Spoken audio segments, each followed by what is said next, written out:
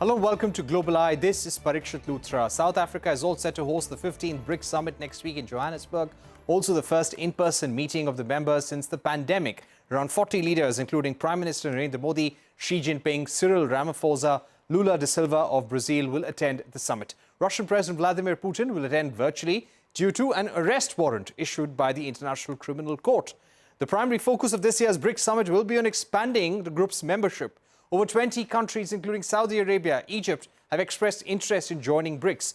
During a phone call on Thursday, Putin spoke to his Iranian counterpart for the possible inclusion of Iran in the grouping. Another key focus will be on establishing a common currency to curb the rising dominance of the US dollar. To further understand the significance of the summit, we're joined by Ambassador Rajiv Bhatia, Katherine Hadda, Chair of the US-India Policy Studies Center at the Center for Strategic Studies, and also joined by Strategic Affairs expert Brahma Chellaney. Thank you very much for joining us on the program. Katherine, if I may begin with you, how concerned is the US about the possible expansion of the BRICS under China's supervision? Well, first of all, namaskar, Parikshit. It's nice seeing you again, and hello to your viewers as well. I don't speak for the U.S. government right now, but I would be surprised if we see much of a reaction from the government at all, and I think that's very appropriate.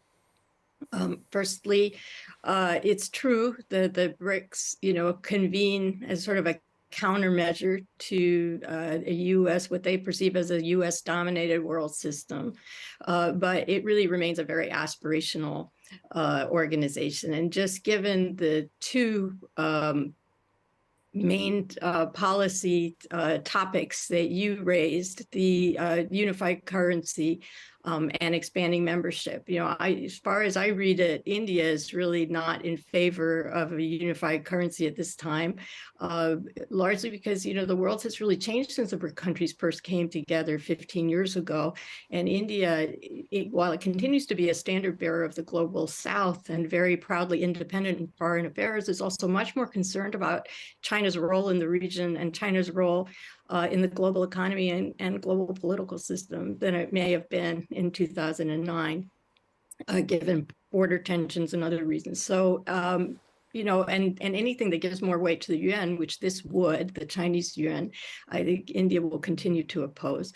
In terms of membership, I think maybe the opposition for India is less strident, but it will take a vetting process to ensure balance in the organization doesn't tilt notably to China. So for those reasons, I think BRICS is seen as kind of aspirational by the United States, and it's much more, if I were advising the government right now, I would say it's much more important for the administration, the Biden administration, to project confidence and optimism as they're doing, for example, with the summit with Japan and South Korea, and as they did with Prime Minister Modi's highly successful state visit to Washington in June.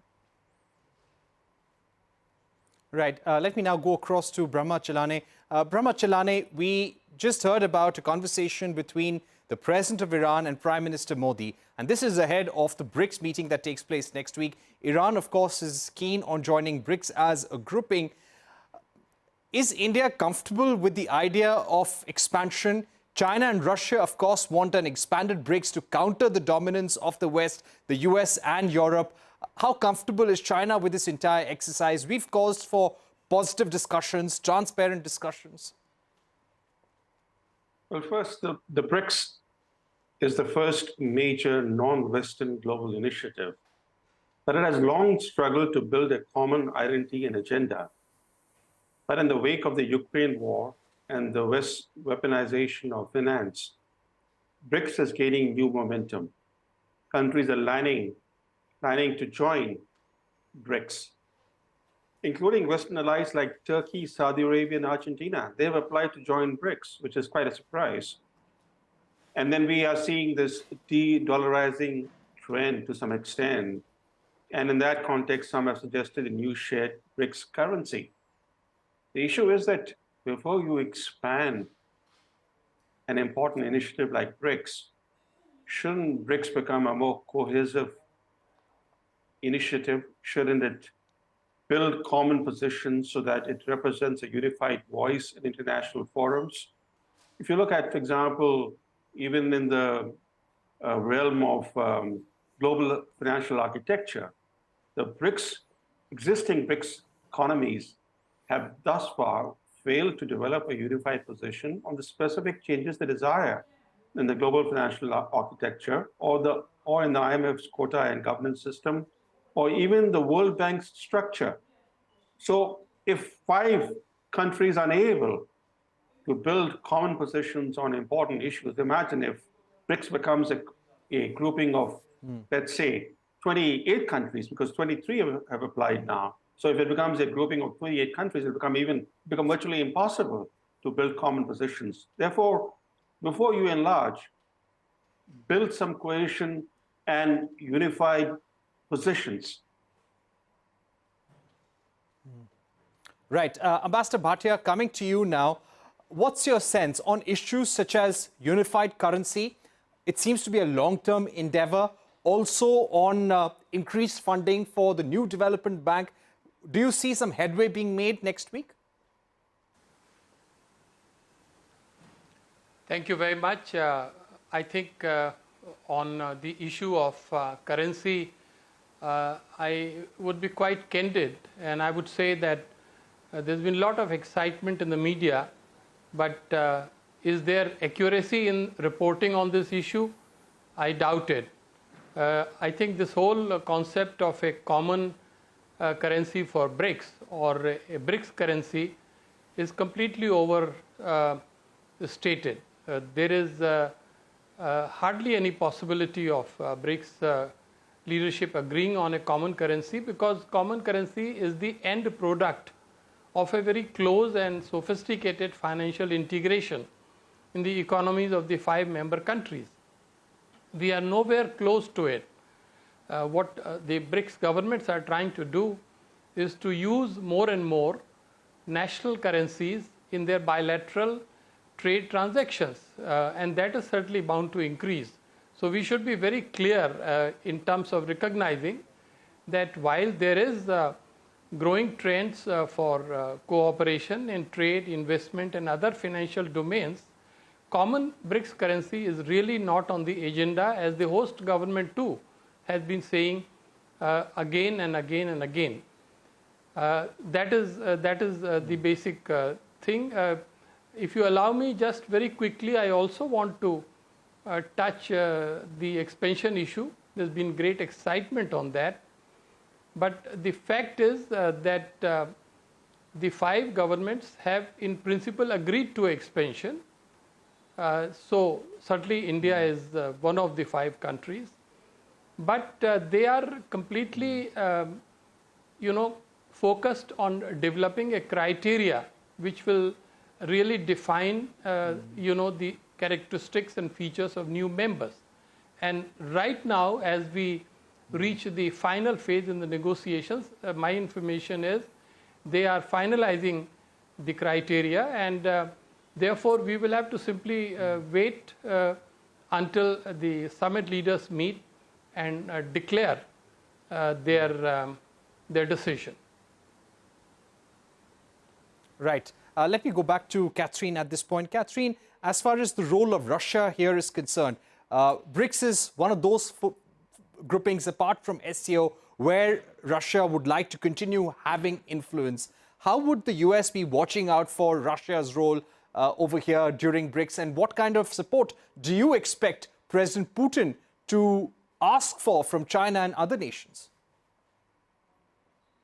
Well, you'll have to ask the Russians what President Putin is going to ask for, I think. But what I would say the reaction might be is a cautious reaction. And you can see it not only in South Africa's, lack of an invitation, or that he, I guess, voluntarily bowed out so they wouldn't have the dilemma of having to arrest him because of the ICC warrant, but also the fact that Russia hasn't been able to tap the $100 billion fund because none of the neighbors, other members want to antagonize the global financial system by going against sanctions. So again, there are limits to what this grouping is going to do. I think what your other speaker said is exactly correct.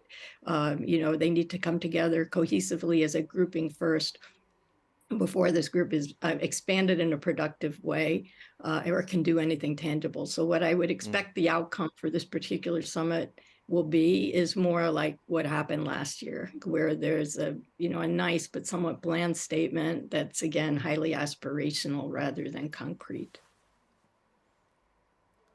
Right. Ambassador Bhatia, coming to you, when it comes to having the support of China, having the support of Russia just ahead of G20, one of the primary reasons why the Prime Minister has made it a point to travel for BRICS is because he wants to ensure that everyone comes, there is consensus on some of the major issues of our times at the G20. How important will this meeting be for the Prime Minister? And do you think if he meets President Xi Jinping over here, it will be a crucial meeting which sets the tone for the G20 also in a way?